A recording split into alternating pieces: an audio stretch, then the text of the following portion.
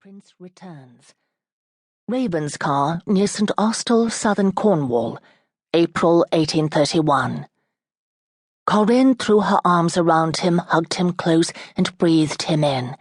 He smelled of a wild wind and a storm-tossed sea. His face was darkly tanned from months spent striding the deck of his ship, and his eyes were alight with pleasure. He looked fit and healthy and splendidly male. Her son. She'd thought of him every single day he'd been gone, save at his letters, most arriving each and every week, and she'd worried, but he hadn't wanted her to come to Genoa, where he'd lived. Too dangerous, he'd written. She stepped back, her hand still clutching his arms. "At last you're home, dearest. 3 years, Julian, 3 whole years. But now you're here safe and sound. Come and sit down, and I will serve you tea just as you like it, a tiny squirt of lemon, nothing more. Oh dear, you haven't changed, have you?" "Not about how I like my tea, no I haven't." Julian lightly laid his palm on his mother's soft cheek. She looked not a day older than she had when he'd left on that miserable, stormy Tuesday, only 2 days after Lily's funeral. Her eyes and hair were nearly as dark as his, but unlike him, her complexion was fair. "You're still as beautiful as when I left you 3 years ago." "That is very kind of you to remark upon, dearest." She studied his beloved face for a moment, so very beautiful he was, and she could see some of herself in him, the way his eyes shined when he was pleased, how he threw back his head when he laughed. Did he look at all like his father? She didn't know. She'd never seen a portrait of her husband as a young man.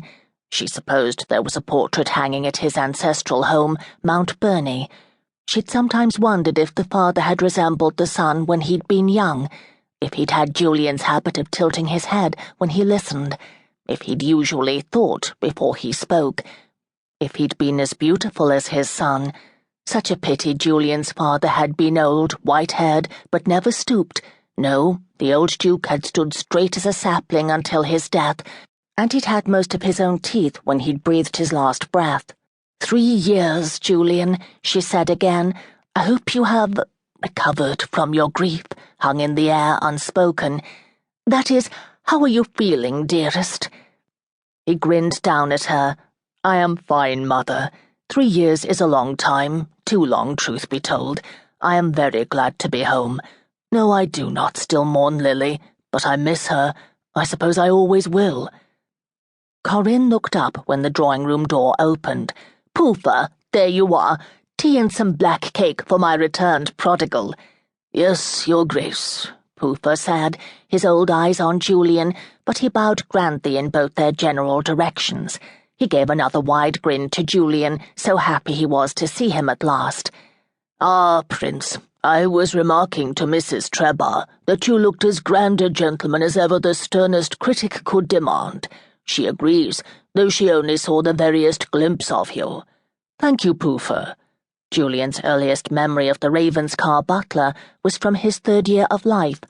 He'd rolled a ball against Baron Purley's feet, and Poofer had bowed to the Baron as grandly then as now, scooped Julian up, rubbed his head, stuck him under his arm, and carried him out, Julian yelling for his ball.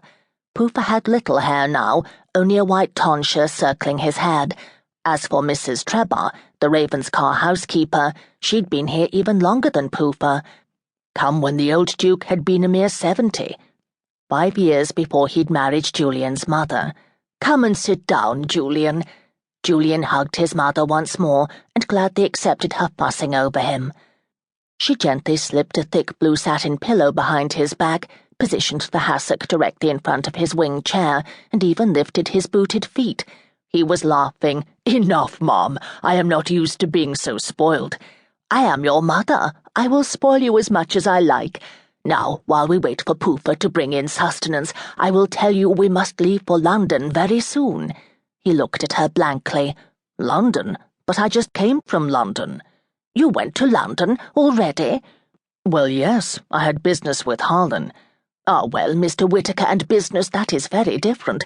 No, dearest, I mean London, as in the season.